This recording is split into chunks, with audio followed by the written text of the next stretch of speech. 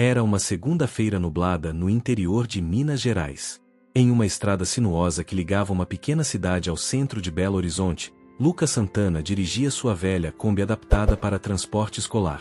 Aos 34 anos, pai solteiro de um menino de 6 anos, Lucas havia deixado para trás a carreira promissora de engenheiro em São Paulo para criar o filho, Arthur, com dignidade e calma. A mãe da criança os abandonara sem aviso algum 3 anos antes, deixando apenas uma carta e um anel no travesseiro. A Kombi chacoalhava a cada buraco no asfalto esburacado, e Lucas, acostumado ao caminho, seguia com a mão firme no volante e os olhos atentos. Ele já havia deixado todas as crianças em casa e agora voltava sozinho.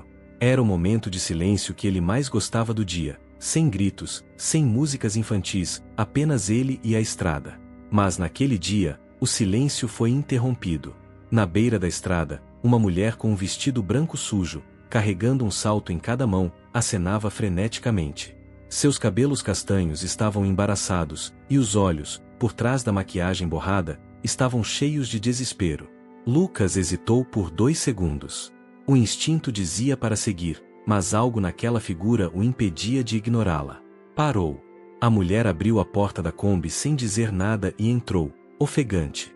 Sentou-se no banco de trás, como se conhecesse o veículo, e bateu a porta com força. Por favor, só dirija, disse ela, sem sequer olhar para ele. Lucas, surpreso, respondeu com um simples, tá bom. A Kombi voltou a rodar, e o silêncio agora era outro. Carregado, denso, como se houvesse algo prestes a explodir. Lucas olhava pelo retrovisor de tempos em tempos, tentando decifrar quem era aquela mulher. Ela parecia estar fugindo de algo. Ou de alguém. E estava. O que Lucas não sabia, e só viria a descobrir muito mais tarde, é que aquela mulher de vestido branco era Isabela Prado, filha de um diplomata aposentado e noiva de Henrique Dávila, o bilionário do ramo farmacêutico, herdeiro de uma das maiores fortunas do Brasil. Um homem tão poderoso quanto obcecado. Um homem que não aceitava ser contrariado. E ela havia sumido horas antes do casamento, sem deixar rastros. Enquanto Lucas dirigia, mais de uma dezena de pessoas, incluindo seguranças privados, detetives contratados e a polícia civil, buscavam por Isabela desesperadamente. Para Henrique, não se tratava apenas de amor ou de orgulho ferido. Era controle. Era posse. E ele jamais deixaria a mulher escapar impunemente. Isabela, por sua vez, sabia que cada segundo contava. Ela não tinha um plano, apenas o impulso de fugir. Durante a cerimônia, escutando os votos ensaiados, ela finalmente enxergou o que não quis ver nos últimos meses. Henrique não a amava. Ele a comprará. O casamento era um contrato, uma fusão entre famílias ricas e interesses escusos. Então correu. E agora, estava ali, dentro de uma Kombi escolar, suja, com cheiro de giz de cera e biscoito, ao lado de um homem simples, que a olhava com mais humanidade do que qualquer um que conhecera nos últimos anos. Lucas, sem saber de nada, ofereceu uma garrafa de água que mantinha no console. Quer? Tá limpa. Prometo. Isabela hesitou, pegou, agradeceu com a cabeça. Bebeu como se fosse a última água do mundo. Tá com problemas? Ele perguntou, enfim, quebrando o silêncio.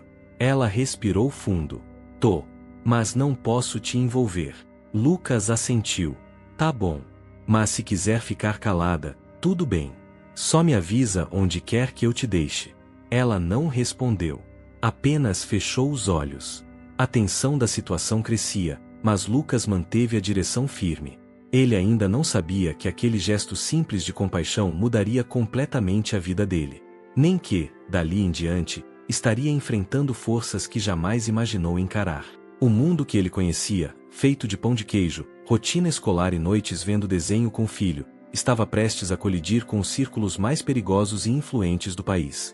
E o primeiro sinal de que nada seria normal veio quando um carro preto, com vidros escuros, começou a segui-los de forma insistente. Lucas notou. Isabela, também. Ela olhou para o retrovisor e murmurou, quase sem voz. Eles me acharam. Faísca, se você está tão envolvido quanto Lucas está confuso, comenta aqui embaixo de onde você está assistindo essa história. Isso ajuda a gente a saber até onde nossas histórias estão chegando pelo Brasil e pelo mundo globo, mostrando as Américas. E claro, se inscreve no canal, deixa o like e ativa o sininho para não perder nenhuma das nossas histórias emocionantes. O carro preto sumiu da vista por um tempo, mas Lucas sabia que ele ainda estava por perto. Para não chamar atenção, desviou da rota principal e entrou numa estrada de terra pouco movimentada, que cortava uma área rural conhecida como Mata dos Eucaliptos. Ali, a vegetação se fechava ao redor da Kombi como se fosse um túnel vivo, e o cheiro de terra molhada subia com força pelas janelas abertas. Lucas conhecia aquele lugar como a palma da mão. Durante a infância, passara verões inteiros na fazenda do tio Joaquim, que ficava alguns quilômetros adiante. Isabela observava tudo em silêncio, mas o modo como seus olhos se fixavam no entorno revelava algo importante. Ela não era do tipo que conhecia bem aquelas estradas.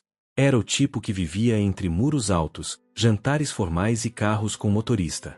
Onde a gente tá indo? Ela perguntou, desconfiada. Lugar seguro. Só confia, Lucas respondeu, sem tirar os olhos da estrada. O mundo de Isabela sempre fora cercado por protocolos, aparências e decisões tomadas por outros. Ela havia sido moldada para obedecer, para sorrir nas fotos, para aceitar que sua vida estava atrelada ao poder do sobrenome Prado. Lucas, por outro lado, conhecia a dureza da sobrevivência desde cedo. Filho de costureira e pedreiro, aprendeu a dirigir antes mesmo de completar 18. Trabalhava desde os 14. Quando a ex-mulher o deixou com Arthur ainda bebê, não reclamou, simplesmente assumiu.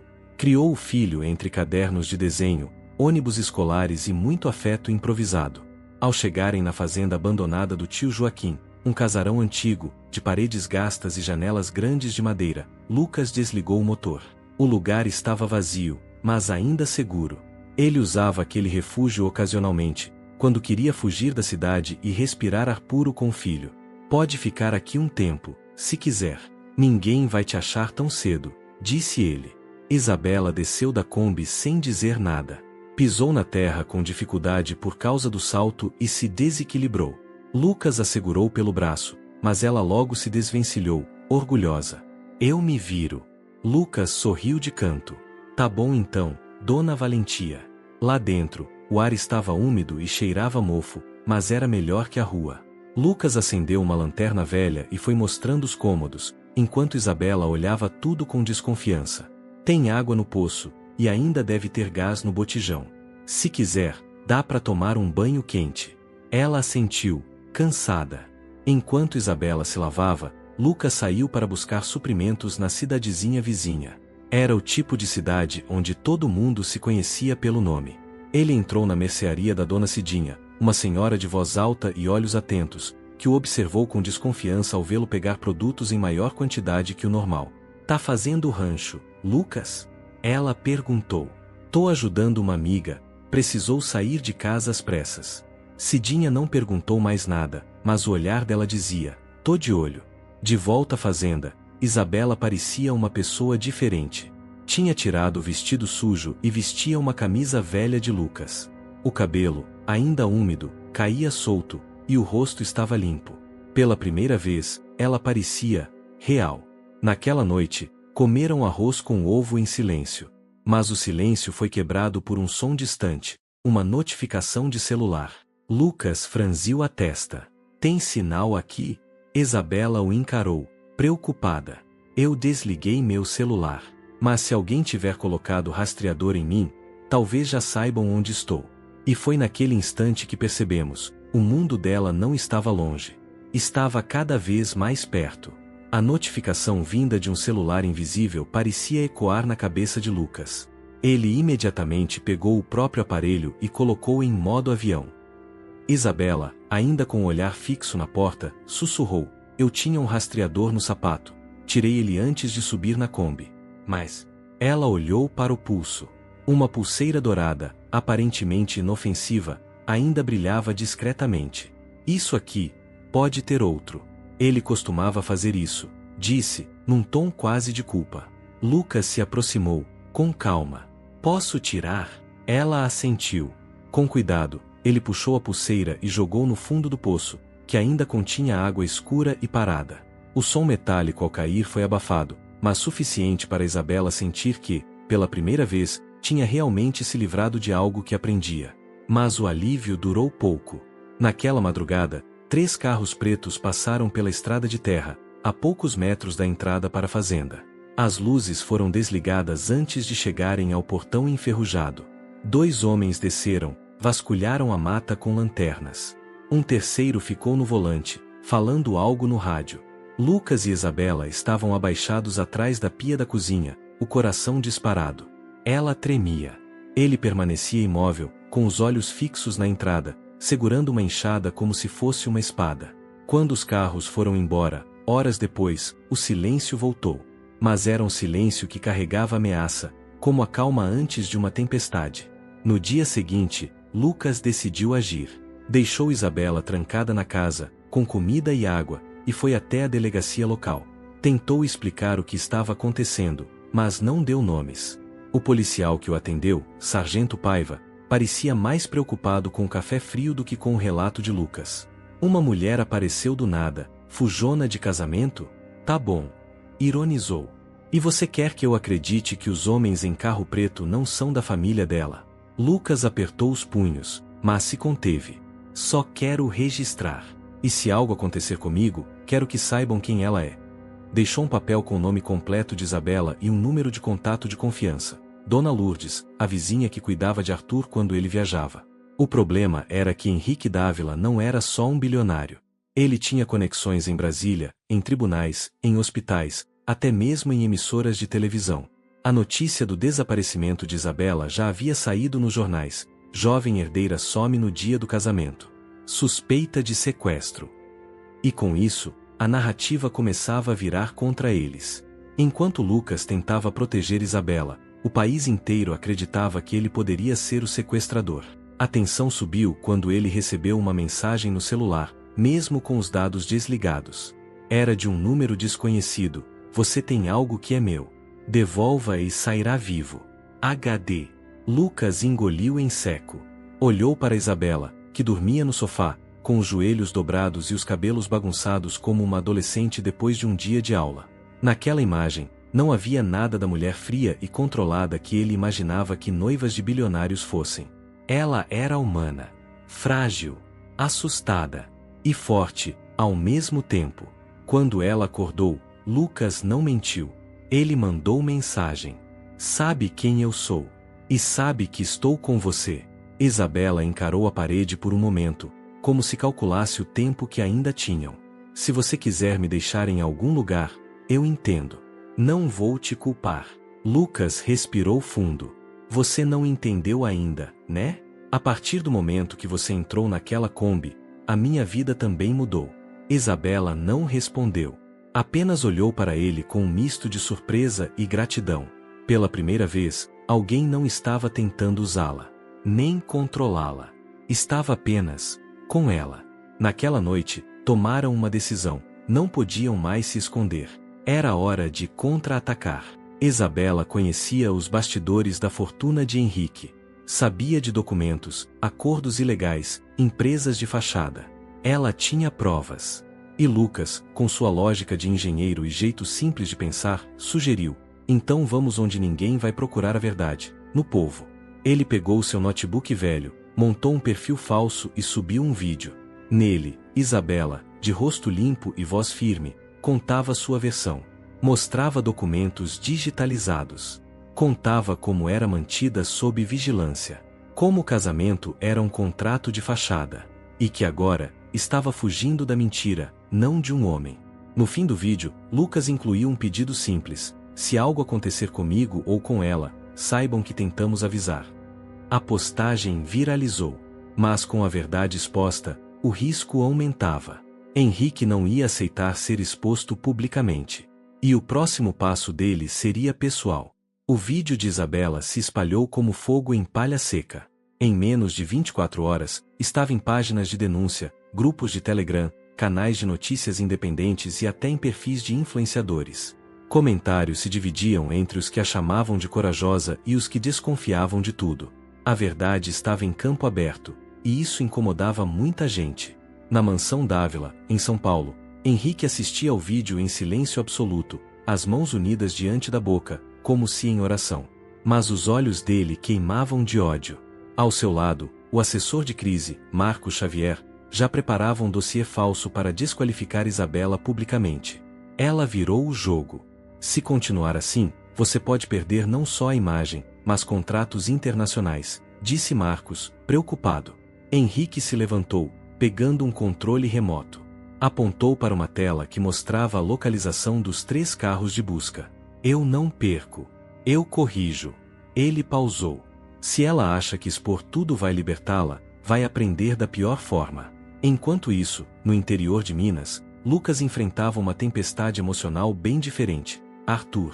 O menino fora deixado com Dona Lourdes por 2 dias, e agora fazia perguntas insistentes. Papai, por que você sumiu? Você tá bravo comigo? Lucas tentou manter o tom calmo ao telefone. Nunca, meu amor. O papai só tá ajudando uma amiga. Logo a gente se vê. Mas Arthur insistia. Quem é a moça que tá com você? A tia Lourdes ouviu você falando no vídeo. Lucas sentiu o coração apertar. A inocência do filho não entendia o risco, mas agora ele percebia. Ao tentar proteger Isabela, havia exposto a única pessoa que mais queria manter longe de tudo isso. Naquele mesmo dia, Lucas recebeu uma ligação anônima. A voz era distorcida. Temos o seu filho. Se entregue com ela. Sozinho. Sem polícia. Ou ele não vê mais o sol. O sangue de Lucas gelou. Isabela, que ouviu tudo do outro cômodo, correu até ele. Eles pegaram o Arthur? Lucas assentiu. E, pela primeira vez, os olhos dele encheram de lágrimas. Era tudo o que eu temia. Isabela sentou-se, em choque. Isso é culpa minha. Ele está pagando pelo que fiz. Lucas a encarou com firmeza. Não.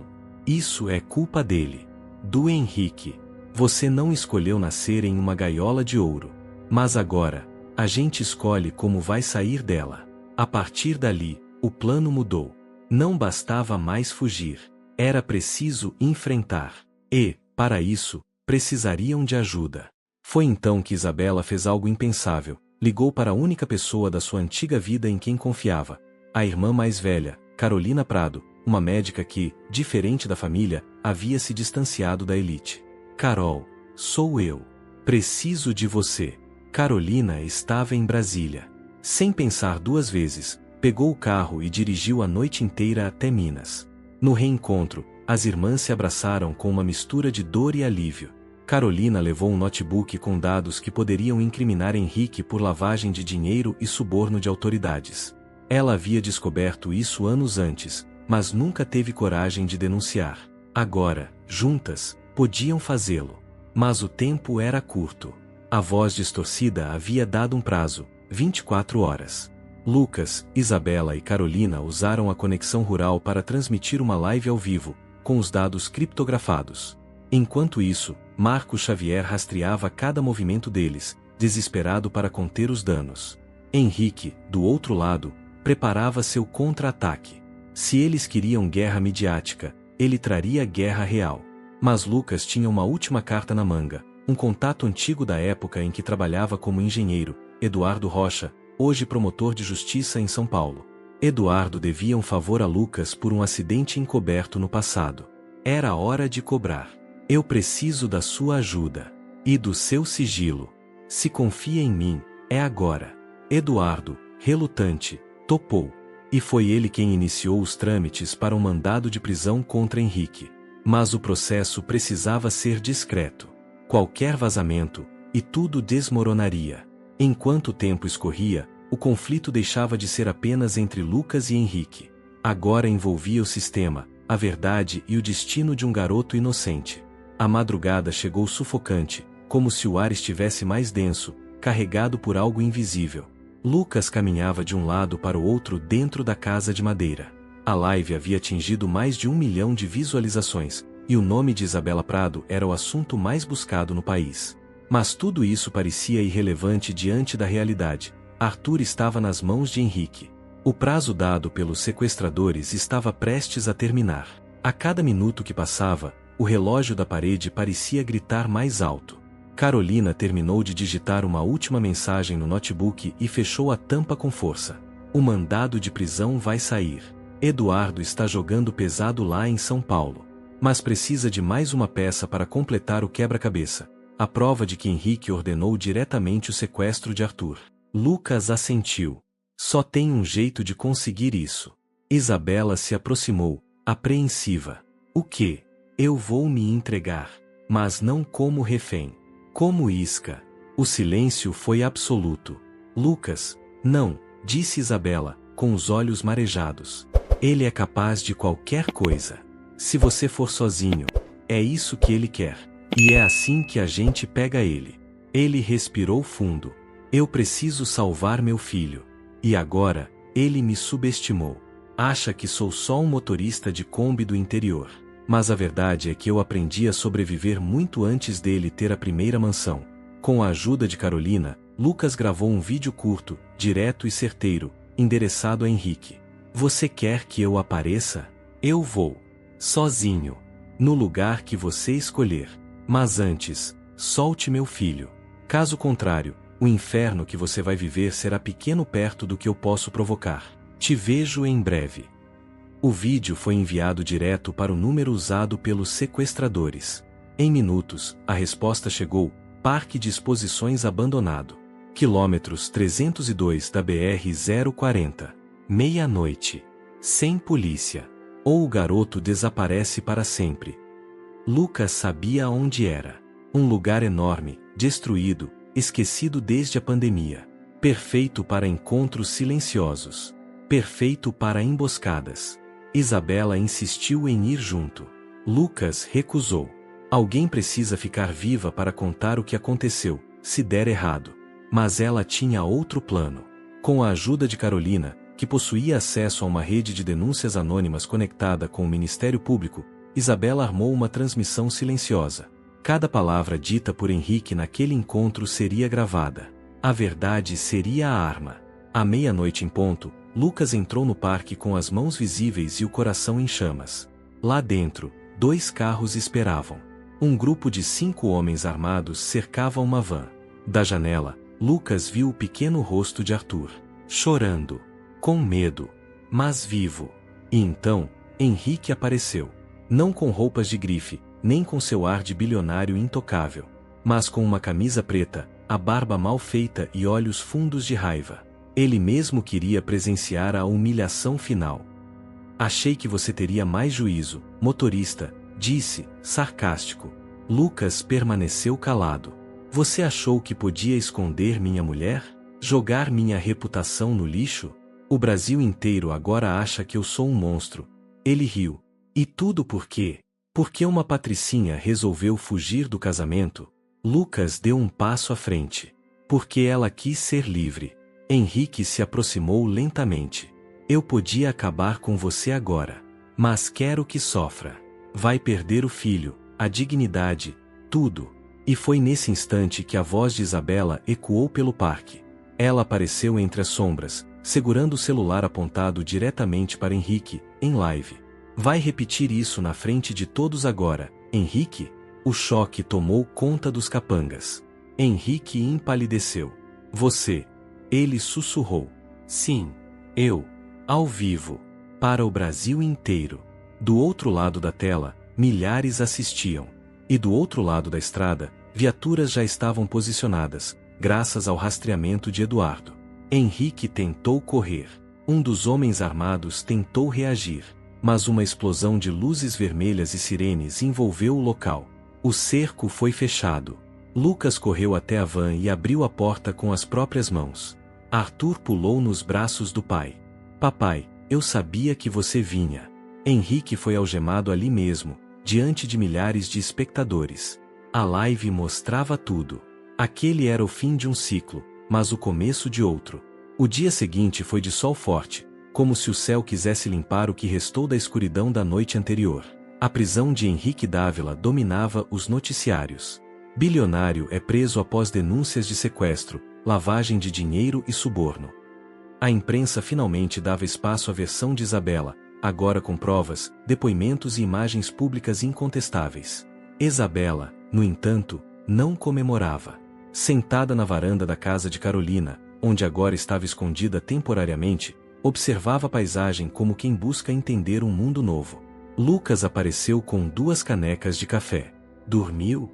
Não muito, ela respondeu, pegando a caneca com cuidado. Sabe, A ficha ainda não caiu. Você expôs o homem mais poderoso que eu já ouvi falar. E ainda saiu viva disso. A ficha vai demorar mesmo. Ela riu, pela primeira vez em dias. Eu não teria conseguido sem você. Lucas se recostou na cadeira ao lado e olhou para o horizonte. Eu só fiz o que qualquer pai faria. Ou qualquer ser humano decente. Na sala, Arthur brincava com Carolina e um cachorrinho vira-lata que ela havia adotado. A criança parecia ter voltado ao estado natural de alegria, como se a ameaça de dias atrás tivesse se dissolvido com o abraço do pai. Mas o alívio tinha prazo. 2 horas depois, Lucas recebeu uma notificação da promotoria. Ele seria chamado para depor formalmente, pois seu envolvimento com a fuga de Isabela e a exposição do vídeo precisava ser legalmente esclarecido.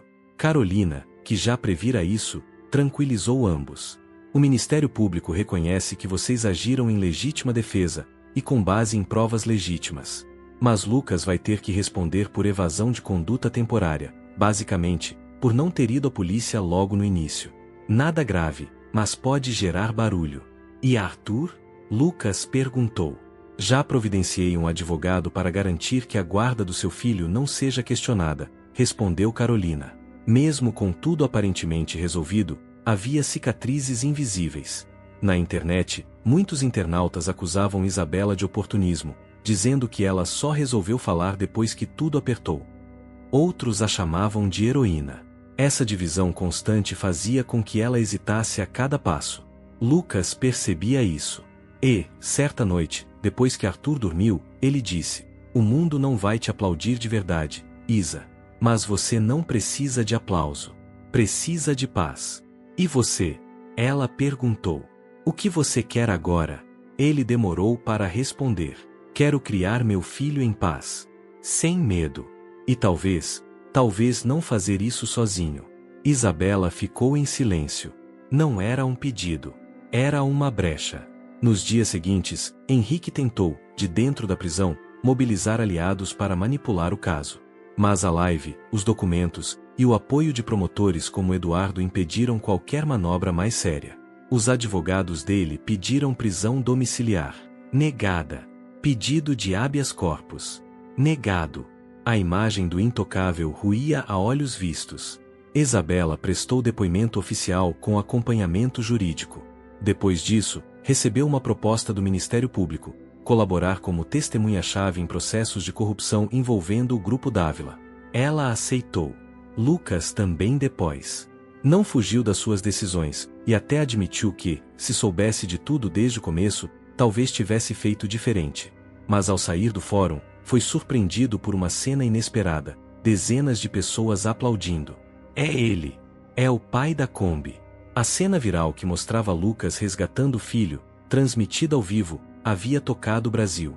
E de repente, ele, um homem comum, era símbolo de coragem para muitos. Quando voltou para casa, encontrou Isabela sentada no banco da Kombi, com Arthur no colo, mostrando para ele como funcionava o câmbio.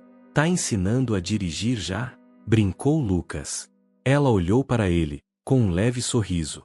"Tô ensinando a ter liberdade." O tempo passou devagar nas semanas seguintes, como se o mundo quisesse dar um descanso forçado a quem passou tão perto do abismo. Lucas voltou a dirigir sua Kombi, mas com algumas mudanças. Já não transportava apenas crianças, começou a usar o veículo para uma nova missão: levar histórias. Criou um projeto chamado Caminhos Livres, onde transportava moradores de pequenas comunidades para entrevistas de emprego, consultas médicas e aulas profissionalizantes em cidades maiores. A ideia nasceu do que viverá com Isabela. Às vezes, uma simples carona muda tudo. A Kombi agora tinha um letreiro pintado à mão: "A estrada também cura." Isabela, por sua vez, recusou entrevistas em grandes emissoras. Não queria fama nem exposição. Sua prioridade era refazer a própria identidade, dessa vez não à sombra do nome Prado nem do Império Dávila. Com o apoio de Carolina, passou a trabalhar como voluntária em uma ONG que acolhia mulheres em situação de risco. No primeiro dia, uma moça de 19 anos, com um filho no colo, perguntou: "Você é a mulher que fugiu do bilionário?" Isabela sorriu com serenidade. "Não. Eu sou a mulher que fugiu de uma mentira." As duas se abraçaram. E Isabela entendeu, naquele instante, o que significava sobreviver, Não era apenas continuar viva, era criar significado com o que restou. Lucas e ela ainda não haviam oficializado nada. Não havia promessas, nem pressões. Mas havia constância. Nas tardes de sábado, almoçavam juntos. Nos domingos, passeavam com Arthur. E durante as noites, trocavam mensagens sobre o dia, sobre a vida, sobre o que queriam ser dali em diante. Numa dessas noites, Isabela enviou uma mensagem simples: "Hoje fui à feira sozinha. Pela primeira vez em anos, ninguém me seguiu. Acho que liberdade também é isso, fazer o banal sem medo." Lucas respondeu: "Você tá ficando cada vez melhor nisso. Em ser você." Enquanto os dois se reconstruíam, Henrique apodrecia em silêncio. Seu julgamento, marcado para o mês seguinte, prometia ser um espetáculo. O grupo empresarial Dávila estava sendo desmontado. Vários contratos foram rescindidos. Investidores recuaram. O nome dele, antissinônimo de prestígio, virou piada em grupos de WhatsApp. Mas Lucas pouco se importava com isso. O passado de Henrique já não comandava o presente deles. Havia, sim, novos desafios. Como ajudar Arthur a processar tudo o que viveu? Uma noite, o menino fez uma pergunta inesperada: "Papai, o homem ruim vai voltar?" Lucas se abaixou, olhou nos olhos do filho e disse com firmeza: "Não. Porque agora todo mundo sabe quem ele é. E porque você tem um monte de gente que vai proteger você. Até a tia Isa." Lucas sorriu. Principalmente ela. Arthur assentiu, abraçou o pai e cochilou no colo dele, tranquilo. Mais tarde, Isabela chegou. Trouxe um bolo de milho ainda quente, enrolado num pano de prato florido. Sentou-se ao lado de Lucas na varanda, observando a noite mineira com vagalumes piscando no campo. "Já decidiu o que vai fazer da vida agora?" Ela perguntou. "Continuar vivendo. E ensinando o Arthur que o mundo tem gente boa", respondeu ele. "E você?" "Ainda tô aprendendo a andar com os próprios pés. Sem salto. Sem vitrine. Só com coragem." Ele olhou para ela. "Tem feito isso muito bem." Isabela se recostou no ombro dele. Não havia beijos, nem juras. Mas havia algo mais forte: presença. E isso, para dois sobreviventes, era mais valioso que qualquer promessa. Alguns dias depois, um repórter local quis fazer uma matéria sobre o projeto da Kombi. Lucas só aceitou com uma condição: que a história fosse sobre as pessoas que ele ajudava, não sobre ele. Na matéria, um trecho chamou a atenção. Lucas Santana diz que sua Kombi não é apenas um veículo, é uma metáfora. Ele carrega vidas, histórias e esperança. E diz que, um dia, foi salvo também, por uma passageira inesperada. As palavras tocaram Isabela profundamente. Não porque ele a chamava de salvadora, mas porque, ao dizer que foi salvo, Lucas assumia a própria vulnerabilidade. E isso, ela sabia, era a forma mais corajosa de existir. Na nova vida que estavam construindo, não havia luxo, nem manchetes, nem tapetes vermelhos. Mas havia arroz com feijão, cachorros no quintal, brinquedos espalhados na sala e, finalmente, liberdade de ser inteiro. O julgamento de Henrique Dávila estava marcado para uma terça-feira de julho, em São Paulo. A cidade respirava tensão. Do lado de fora do fórum, jornalistas, policiais e manifestantes aguardavam o início do que muitos chamavam de o julgamento da década. Lucas e Isabela, apesar da distância, acompanhavam tudo de perto. Sabiam que aquele momento definiria, de uma vez por todas, se poderiam finalmente viver em paz ou se os fantasmas do passado continuariam rondando. "Ele vai tentar alguma coisa", disse Isabela, olhando o noticiário. "Henrique não é do tipo que aceita derrota em silêncio." Lucas, mais calmo, respondeu: "Ele pode tentar. Mas agora não tem mais o que esconder." Enquanto isso, Carolina, atuando como testemunha técnica do Ministério Público, era mantida sob escolta.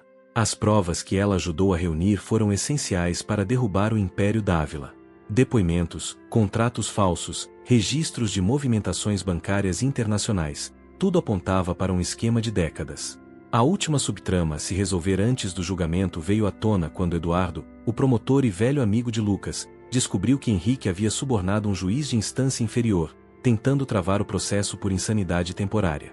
A jogada era suja: alegar que Henrique havia tido um colapso mental e, com isso, transferir o julgamento para um hospital psiquiátrico de elite, onde poderia manipular o sistema por dentro. Eduardo precisava de uma última prova, uma gravação da reunião secreta entre Henrique e o juiz corrupto.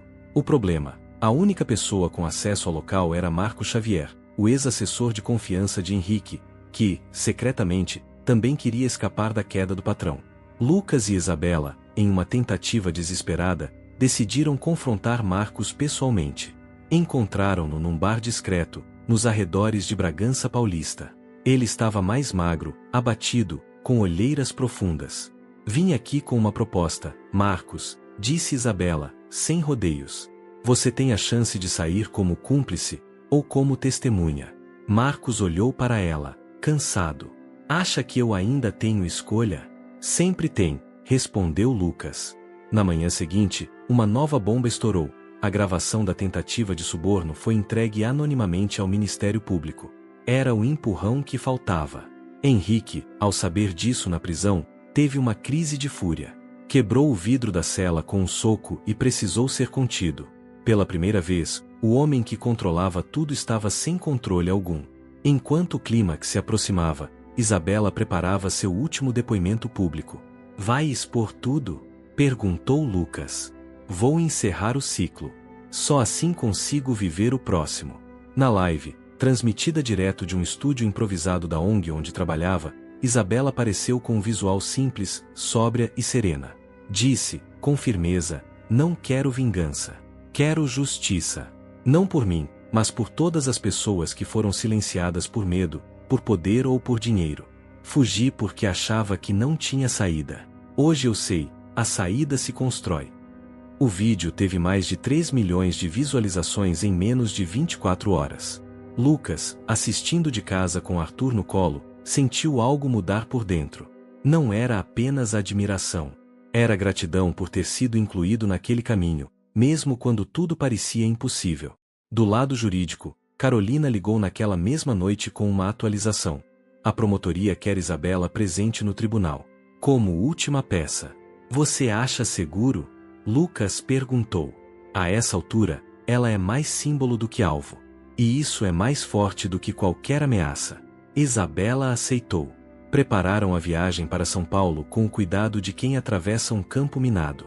Segurança reforçada, rota alternativa e proteção da Polícia Federal. Na mala, Isabela levava um único vestido, simples, azul escuro, comprado num brechó da ONG. Quer mesmo ir com isso? Perguntou Lucas, sorrindo. Quero ir com quem eu sou agora. Ao chegarem à capital, o clima era tenso. O tribunal estava tomado. Mas entre o caos da cidade e o barulho da imprensa, Lucas segurou a mão de Isabela com firmeza. Tá pronta? Nasci de novo para isso. Ela respondeu. E com isso, o palco do clímax estava montado. O salão do Tribunal de Justiça de São Paulo estava lotado. Câmeras foram posicionadas estrategicamente. A imprensa só tinha acesso parcial, mas o público assistia tudo pela internet, em transmissão ao vivo autorizada pelo juiz responsável pelo caso, agora que o antigo havia sido afastado por corrupção. Lucas e Arthur assistiam da sala de apoio, junto com Carolina. Isabela estava lá dentro, sentada à frente do microfone, esperando ser chamada. Henrique Dávila, ao entrar escoltado, ainda tentava manter uma postura de superioridade. Vestia um terno cinza escuro, mesmo algemado. Mas os olhos haviam perdido o brilho de controle. Estavam dilatados, inquietos, como de alguém que pressentia o fim. O juiz anunciou: chamamos à tribuna a testemunha-chave, Isabela Prado. Silêncio absoluto. Isabela se levantou, atravessou o salão com passos firmes e encarou Henrique diretamente. Ao se sentar, o microfone foi ajustado e a sala pareceu prender a respiração. Senhorita Prado, a senhora confirma que esteve em união consensual com o réu por mais de 2 anos? Sim. E confirma que no dia do casamento, abandonou a cerimônia e fugiu sem notificar a família? Sim. Por quê? Ela olhou para o juiz, depois para os jurados, e por fim para Henrique. Porque descobri que estava sendo controlada. Minhas ligações eram gravadas, meus passos monitorados. Eu não era uma esposa. Era uma posse. Henrique soltou uma risada abafada, irônica. Viu? Isso é pessoal. É vingança. Isabela não se abalou. Eu não vim por vingança. Vim por justiça. E tenho provas de tudo o que estou dizendo. Os documentos foram entregues à mesa. Planilhas com movimentações ilegais, ordens de pagamento a empresas fantasmas, transações com offshores, contratos de silêncio com ex-funcionárias. E quanto ao sequestro do filho do Sr. Lucas Santana? Perguntou o promotor. Henrique hesitou. Eu não sei do que estão falando. Isso é invenção. Lucas, na sala de apoio, se levantou instintivamente. Carolina o segurou pelo braço. Calma. Confia nela. O promotor acenou e pediu que reproduzissem a gravação obtida por Marco Xavier. Henrique, em reunião com o juiz afastado, mencionando explicitamente que a criança será o empurrão que o motorista precisa para me devolver a Isabela. O salão reagiu com um murmúrio indignado. Henrique levantou-se de súbito. Essa gravação é ilegal. Gritou. O senhor está em silêncio compulsório a partir deste momento, ordenou o juiz, firme. Henrique sentou, derrotado. Isabela então se virou para ele pela última vez. Você tentou comprar minha vida. Depois tentou destruí-la. Mas eu não sou mais a mulher que você escolheu moldar.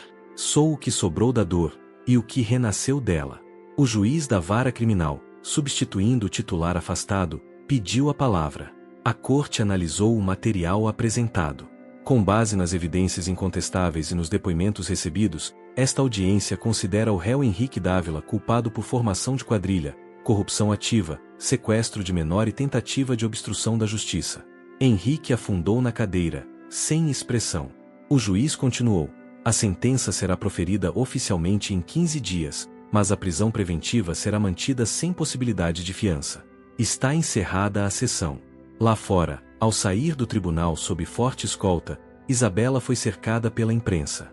Como você se sente vencendo o homem mais poderoso do país? Gritou um repórter. Ela parou, pensou e respondeu. Eu não venci ele. Eu venci o medo. Na sala de apoio, Lucas segurava Arthur nos braços. Quando Isabela entrou, sem dizer nada, o menino correu até ela. Você ganhou? Ganhei. Mas só porque vocês estavam comigo. Ela se abaixou e o abraçou com força. Lucas observou os dois, pela primeira vez, deixou-se emocionar sem vergonha. Mais tarde, em casa, já com a noite caindo sobre o interior de Minas, Lucas e Isabela sentaram-se à mesa, exaustos, mas em paz. É estranho, disse ela, parece que agora sim a vida começou. Lucas estendeu a mão por cima da mesa e segurou a dela. E a gente ainda nem sabe para onde vai. Ela sorriu. Que bom. Porque agora, a gente escolhe juntos. E assim, debaixo de um céu estrelado, dois sobreviventes, um pai solteiro e uma noiva fugitiva, entenderam que não eram mais fugitivos de ninguém. A partir dali, eram apenas livres. 3 meses após o julgamento, a vida seguia num ritmo mais calmo, mas não menos intenso. A Kombi de Lucas, agora totalmente reformada com doações de pessoas impactadas pela história, ganhou nova pintura e um novo propósito. Projeto itinerante de apoio psicológico e orientação legal a mulheres em situação de risco, uma ideia de Isabela, que ele abraçou sem hesitar. Juntos, percorriam pequenas cidades e vilarejos do interior mineiro, levando informação, acolhimento e escuta. Em cada parada, Isabela fazia uma roda de conversa com mulheres da comunidade. Lucas cuidava da logística, do café com bolo e das crianças que vinham junto. Arthur era sempre o primeiro a abrir o portão da escola, com seu sorriso já famoso. A história dos dois havia ultrapassado a fama instantânea. Agora era referência em projetos sociais e palestras sobre justiça e recomeço. Mas longe dos holofotes, viviam com simplicidade, e isso era tudo o que queriam. Henrique Dávila, por sua vez, seguia preso. Sua fortuna havia sido parcialmente bloqueada, empresas foram desmembradas, e os processos corriam em outras frentes, cíveis, penais e administrativas. Ainda havia muito a ser julgado, mas ele já não era temido. Era um nome no passado. Isabela visitava Carolina aos finais de semana. As irmãs estavam mais próximas do que jamais estiveram. A dor as uniu de forma definitiva. Carolina havia deixado Brasília para abrir uma clínica de apoio psicológico em parceria com a ONG que acolheu Isabela no início da fuga. Num domingo de céu limpo, sentados no quintal com cheiro de mato e som de passarinhos, Isabela observava Lucas brincar de esconde-esconde com Arthur e outras crianças da vizinhança. O riso deles cortava o ar, leve e cheio de vida. Ela caminhou até ele com uma ideia na cabeça. Lucas, você já pensou em escrever um livro sobre tudo isso? Ele franziu a testa, rindo. Eu mal consigo escrever bilhete pro Arthur levar na mochila. Então você conta. Eu escrevo. E vai se chamar o quê? A Kombi da Liberdade. Ela riu. Talvez. Ou como um pai solteiro salvou o Brasil de um bilionário surtado. Os dois se olharam por um segundo. Um silêncio cúmplice tomou conta do momento. Não precisavam mais fugir, nem provar nada a ninguém. Tinham se tornado aquilo que mais desejavam, gente comum com uma história extraordinária. E naquela rotina feita de pão de queijo, barulho de motor e abraços apertados, entenderam que a liberdade não vem com riqueza ou status. Vem com a escolha de viver com verdade. Juntos. 2 anos depois, numa tarde chuvosa em Ouro Preto, uma menina de 16 anos subia na velha Kombi com os olhos marejados. Tá tudo bem, disse Isabela, oferecendo um chá quente. Aqui, você pode contar sua história no seu tempo. Lucas, no volante, sorriu pelo retrovisor. Todo mundo merece uma nova estrada. O projeto Caminhos Livres agora tinha 3 combis, 5 voluntários e centenas de histórias transformadas. Mas nenhuma como a que começou com um simples gesto, uma carona na beira da estrada. E talvez, só talvez, o destino só precise de uma escolha para mudar tudo. Se essa história tocou seu coração assim como tocou o nosso, deixe nos comentários de onde você está assistindo. A gente adora saber até onde essas combis emocionais estão chegando. E claro, não se esqueça de curtir, se inscrever no canal e ativar o sininho para receber mais histórias como essa, cheias de reviravoltas, emoção e humanidade. Compartilhe com alguém que acredita que todo mundo merece uma segunda chance. Às vezes, tudo começa com uma simples carona.